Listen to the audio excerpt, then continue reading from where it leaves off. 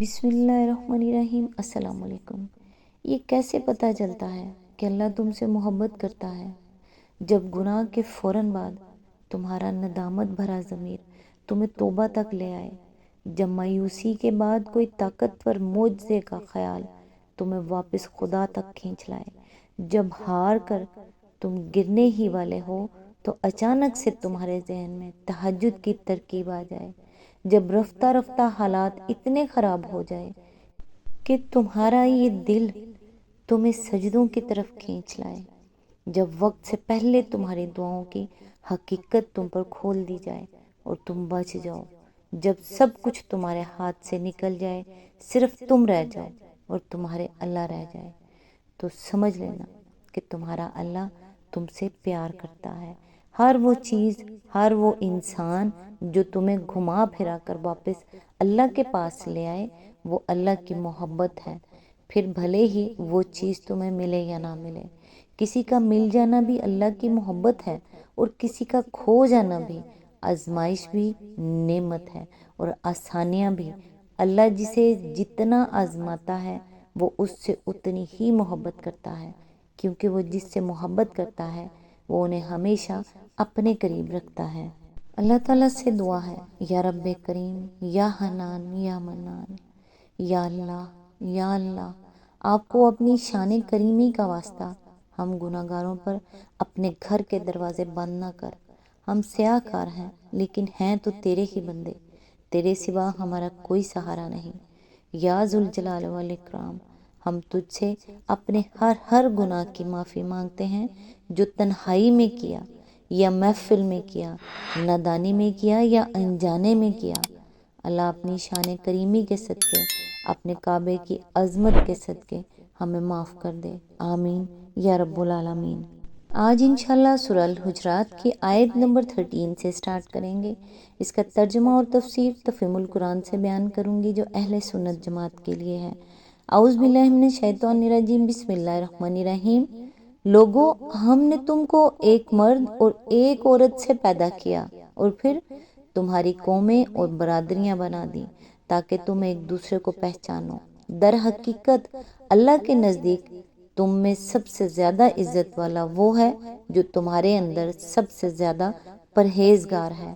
یقیناً اللہ سب کچھ جاننے والا اور باخبر ہے۔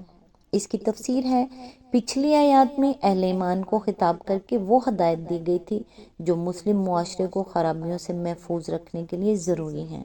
اب اس آیت میں پوری نوع انسانی کو خطاب کر کے اس عظیم گمراہی کی اصلاح کی گئی ہے جو دنیا میں ہمیشہ عالمگیر فساد کی موجب بنی رہی، یعنی نسل، رنگ، زبان، وطن اور قومیت کا تعصب۔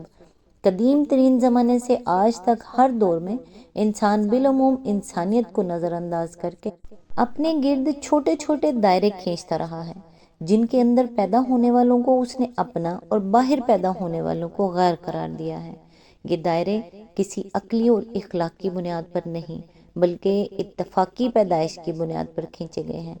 کہیں ان کی بنا ایک خاندان، قبیلے یا نسل میں پیدا ہونا ہے، کہیں ایک جغرافیے یعنی خطے میں، یا ایک خاص رنگ والی یا ایک خاص زبان بولنے والی قوم میں پیدا ہو جانا۔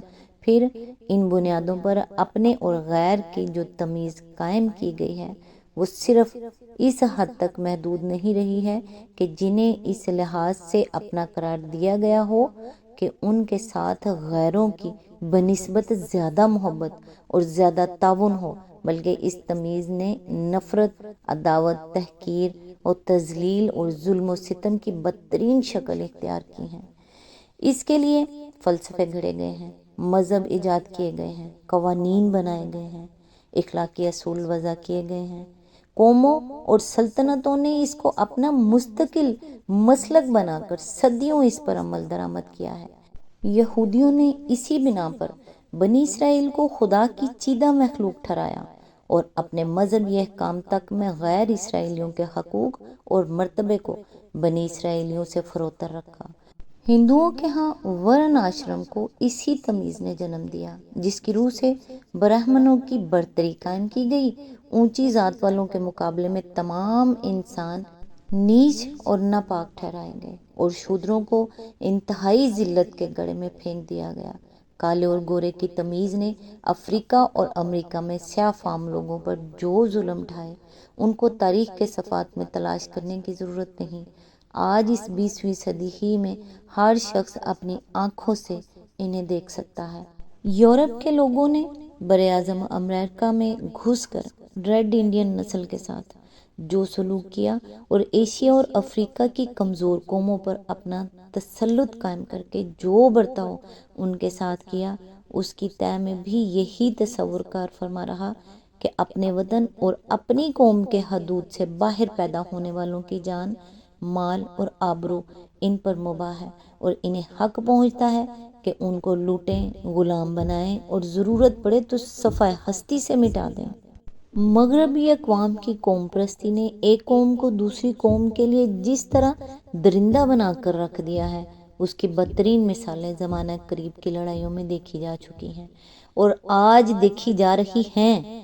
خصوصیت کے ساتھ نازی جرمنی کا فلسفہ نسلیت اور نارڈک نسل کی برتری کا تصور پچھلی جنگ عظیم میں جو کرشمے دکھا چکا ہے، انہیں نگاہ میں رکھا جائے تو آدمی بآسانی یہ اندازہ کر سکتا ہے کہ وہ کتنی عظیم تباہ کن گمراہی ہے جس کی اصلاح کے لیے قرآن مجید کی یہ آیات نازل ہوئی ہیں۔ اس مختصر سی آیت میں اللہ تعالیٰ نے تمام انسانوں کو مخاطب کر کے 3 نہایت اہم اصولی حقیقتیں بیان فرمائی ہیں۔ ایک یہ کہ تم سب کی اصل ایک ہے، ایک ہی مرد اور ایک ہی عورت سے تمہاری پوری نوع وجود میں آئی ہے، اور آج تمہاری جتنی نسلیں بھی دنیا میں پائی جاتی ہیں وہ در حقیقت ایک ابتدائی نسل کی شاخیں ہیں جو ایک ماں اور ایک باپ سے شروع ہوئی تھی۔ اس سلسلہ تخلیق میں کسی جگہ بھی اس تفرقے اور اونچ نیچ کے لیے کوئی بنیاد موجود نہیں ہے جس کے زوم باطل میں تم مبتلا ہو۔ ایک ہی خدا تمہارا خالق ہے، ایسا نہیں ہے کہ مختلف انسانوں کو مختلف خداؤں نے پیدا کیا ہو۔ ایک ہی مادہ تخلیق سے تم بنے ہو، ایسا بھی نہیں ہے کہ کچھ انسان کسی پاک یا بڑھیا مادے سے بنے ہوں اور کچھ دوسرے انسان کسی ناپاک یا گھٹیا مادے سے بن گئے ہوں۔ ایک ہی طریقے سے تم پیدا ہوئے ہو۔ یہ بھی نہیں ہے کہ مختلف انسانوں کے طریقہ پیدائش الگ الگ ہوں اور ایک ہی ماں باپ کی تم اولاد ہو۔ یہ بھی نہیں ہوا کہ ابتدائی انسانی جوڑے بہت سارے ہوں جن سے دنیا کے مختلف خطوں کی آبادیاں الگ الگ پیدا ہوئی ہوں۔ دوسرے یہ کہ اپنی اصل کے اعتبار سے ایک ہونے کے باوجود تمہارا قوموں اور قبیلوں میں تقسیم ہو جانا ایک فطری امر تھا۔ ظاہر ہے کہ پورے روئے زمین پر سارے انسانوں کا ایک ہی خاندان تو نہیں ہو سکتا تھا۔ نسل بڑھنے کے ساتھ ناگزیر تھا کہ بے شمار خاندان بنے اور پھر خاندانوں سے قبائل اور اقوام وجود میں آ جائیں۔ اسی طرح زمین کے مختلف خطوں میں آباد ہونے کے بعد رنگ، خد و خال، زبانیں اور طرز بود و ماد بھی لامحالہ مختلف ہی ہو جانے تھے اور ایک خطے کے رہنے والوں کو باہم قریب تر اور دور دراز خطوں کے رہنے والوں کو بعید تر ہی ہونا تھا، مگر اس فطری فرق و اختلاف کا تقاضا یہ ہرگز نہ تھا کہ اس کی بنیاد پر اونچ اور نیچ، شریف اور کمین، برتر اور کمتر کے امتیازات قائم کیے جائیں۔ ایک نسل دوسری نسل پر اپنی فضیلت جتائے، ایک رنگ کے لوگ دوسرے رنگ کے لوگوں کو ذلیل و حقیر جانیں، ایک قوم دوسری قوم پر اپنا تفوق جمائے اور انسانی حقوق میں ایک گروہ کو دوسرے گروہ پر ترجیح حاصل ہو۔ خالق نے جس وجہ سے انسانی گروہوں کو اقوام اور قبائل کی شکل میں مرتب کیا تھا وہ صرف یہ تھی کہ ان کے درمیان باہمی تعارف اور تعاون کی فطری صورت یہی تھی۔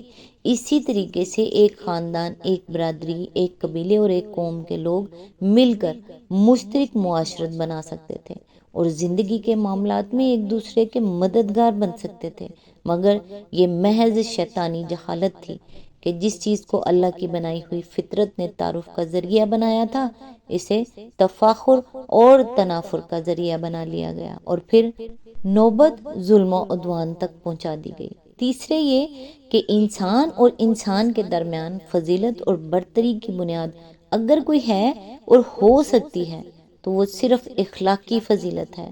پیدائش کے اعتبار سے تمام انسان یکساں ہیں کیونکہ ان کا پیدا کرنے والا ایک ہے، ان کا مادہ پیدائش اور طریقہ پیدائش ایک ہی ہے، اور ان سب کا نسب ایک ہی ماں باپ تک پہنچتا ہے۔